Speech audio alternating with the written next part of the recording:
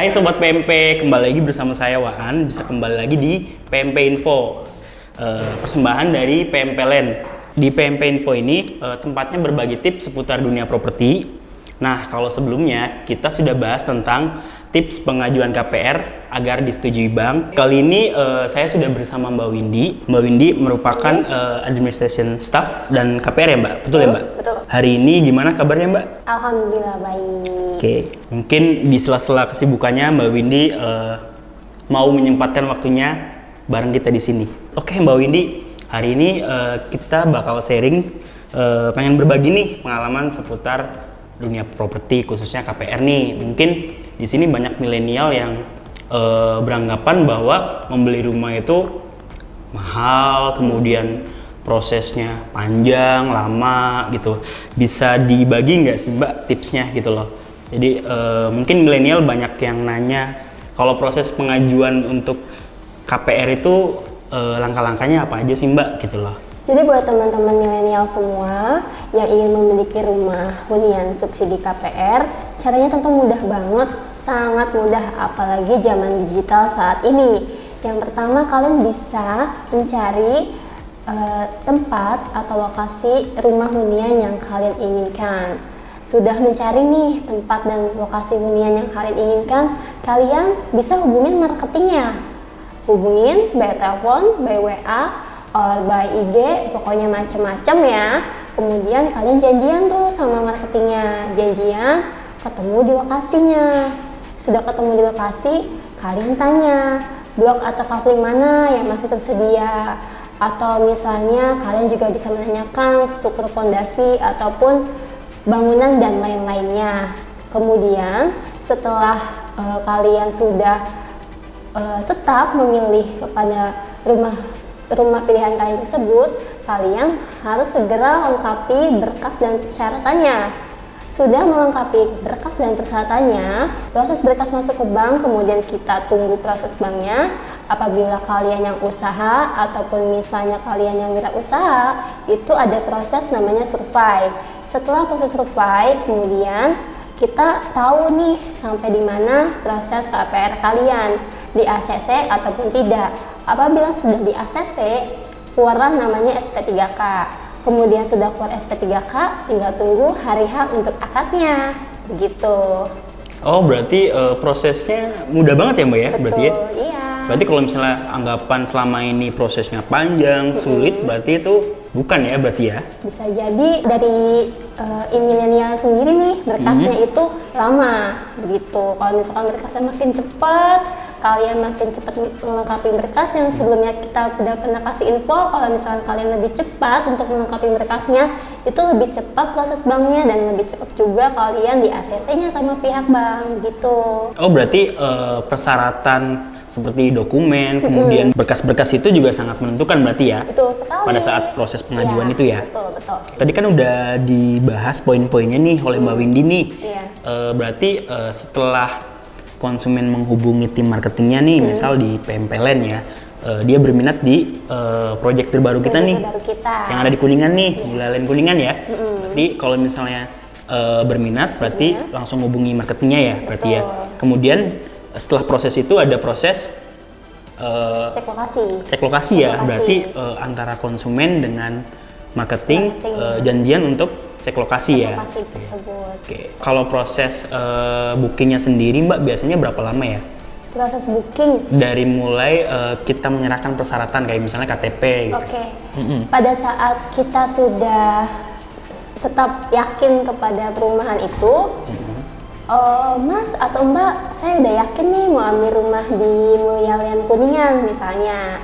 Langsung aja bisa langsung booking fee tempat atau kafling. Kemudian setelah itu besoknya kita kasih waktu maksimal 7 hari untuk melengkapi berkasnya.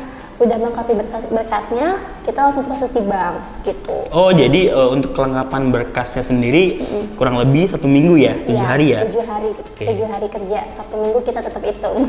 Oke, berarti setelah berkasnya lengkap baru nanti masuk ke bank. Nah, kalau misalnya udah tahap interview nih Mbak, wawancara nih oleh pihak bank nih. Nah, proses dari wawancara nih, misal udah keluar ya SP3K. Nah, dari proses keluarnya SP3K kemudian menuju akad itu berarti berapa hari waktunya, Mbak? Tergantung kesiapan di lapangan juga sih. Kalau misalkan bangunan sudah ready, udah siap, kemudian kita hubungin konsumennya juga sudah siap, kemudian kita dapat jadwalan dari banknya juga sudah semuanya lengkap dan siap, kita bisa langsung jadwalkan untuk akadnya gitu. Oh gitu. Berarti setelah SP3 keluar, kemudian langsung ada penjadwalan ya untuk akad ya? Dijadwal untuk akad. Oke, berarti nanti terakhir diterima kunci Terima ya? kunci, Oke. betul. Nah kalau proses terima kuncinya sendiri seperti apa, Mbak? Apa konsumennya nanti ya datang langsung atau akan ada serah terima di lokasinya langsung? Kita fleksibel sih sebenarnya. Kalau untuk PMPLN itu sangat fleksibel dan sangat memberikan kenyamanan buat konsumen juga. Konsumen PMPLN itu dia bisa datang ke kantor yang di Blok D2 Perumnas Kota Cirebon ataupun bisa janjian sama marketingnya. Tapi biasanya untuk legalitas dan lain-lainnya kita anjurkan itu di kantor pusat yang di Blok D2 Perumnas Kota Cirebon gitu. Karena ada beberapa dokumen yang harus ditandatangani. Kita lebih proper kalau misalnya konsumen datang langsung ke kantor untuk pengambilan kunci. Udah gitu ada beberapa legalitas yang harus ditandatangani oleh pihak adminnya. Jadi untuk kedepannya itu tidak ada miss lagi gitu. Kita kuncinya belum dapat dan lain-lain sebagainya gitu sih. Menghindari hal seperti itu sih sebetulnya. Berarti emang proses komunikasi dengan konsumen juga kita benar-benar detail ya? Betul. Dari mulai dari awal, proses awal penyerahan berkas, kemudian sampai di prosesnya dan terakhir di serah terima kunci. Ya, serah terima kunci. Oke, Mbak Windy, ada saran lagi buat milenial yang ingin pengen ngajuin KPR nih, gitu loh. Tips tadi kan udah dibagikan, atau ada tips lagi nih, tips khusus gitu atau tips ampuh gitu? Tips ampuh kalau mau langsung tembus ACC ya seperti diinformasikan sebelumnya itu karena saya pernah pengalaman pribadi sendiri ya untuk melengkapi berkas KPR itu hanya 2 hari sih. Oh gitu, 2 berarti hari ada sudah lengkap gitu. pernah ada pengalaman ya, Mbak ya? Berarti 2 hari ya? 2 hari. Karena kan namanya kita ingin punya rumah dengan jangka waktu peminjaman 10 sampai 20 tahun, kemudian nilai KPR-nya juga di ratusan juta, itu kan memang banyak berkas-berkas yang harus kita lengkapi gitu. Jadi itu kan berkas pribadi ya, itu kita miliki sendiri. Jadi kalau misalkan secara pribadi itu kalau kita mau cepat di ACC, kita harus cepat dan cekatan melengkapi berkas-berkas itu gitu.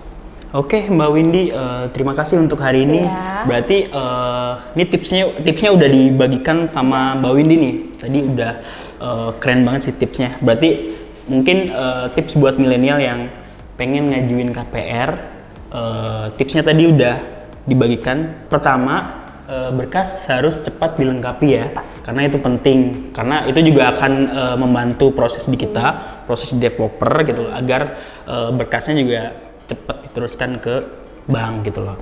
Dan mungkin di akadnya juga akan lebih cepet ya, Lebih cepat. gitu.